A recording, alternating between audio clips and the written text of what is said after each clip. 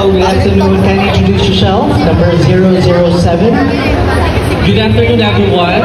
My name is Xavier Rafael Bandoles, but you can call me Savvy. I'm 24 years old, and also I'm important content. Hi guys! Today in my life as a part-time content creator na wala pang sahod at hindi naman sikat sa social media. Ngayong araw po, naimbitahan tayo sa Visaya Flex para sa casting and audition. Pero bago ang lahat, sa mga oras na ito, pupunta pa lang ako sa SM City Cebu since 1 PM pa naman yung call time namin doon. Nag-ride na lang ako ng motor para hindi na ako mahassle sa traffic.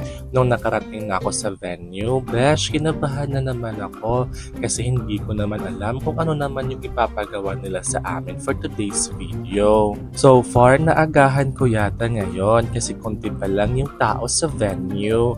Imagine, number 7 po tayo na magpe-perform mamaya and they will expecting more audition ni pa for today. Upon arrival pala, pina-fill out na ako ng forms for my details. Tapos doon na ilalagay kung anong gagawin mo.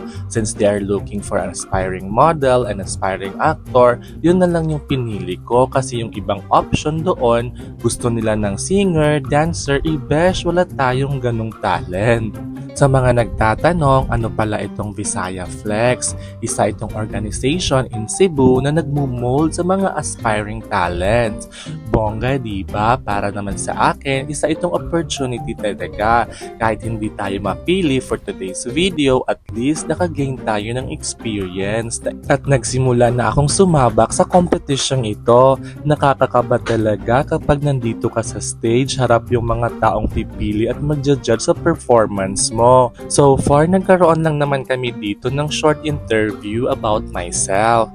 Tapos, tinanong lang naman ako kung ano yung gagawin ko para mapatunayan ko sa kanila na I am worthwhile to be part of them. Of course, sinabi ko sa kanila na I can do modeling pero wala pa naman akong official training for that. Pero I'm willing to learn and I am dedicated kung ano yung mga opportunity na ibibigay ninyo. Tapos, syempre mga may pinasample tayo ng lakad.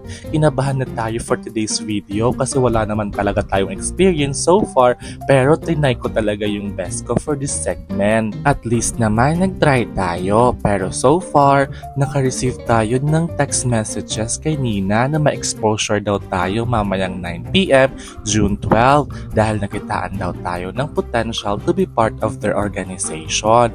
Well, for me, it's a big opportunity talaga na makasama sa ganitong organization. Kasi kung alam nyo lang, super dream ko talaga ito. Sana magtuloy-tuloy pa ito at maraming salamat Visaya Flex for this opportunity. Abangan nyo naman yung next vlog ko sa exposure natin doon sa movie entitled Asset. Opo, yun po yung project na binigay nila sa akin. Syempre, hindi naman tayo doon main character. Pero at least, nasisimulan ko na yung mga pangarap ko sa buhay. Salamat pala sa mga supporters ko. Mahal na mahal ko kayo. At yun lamang po for today's video. Hope you learned something for today. Bye! See you soon!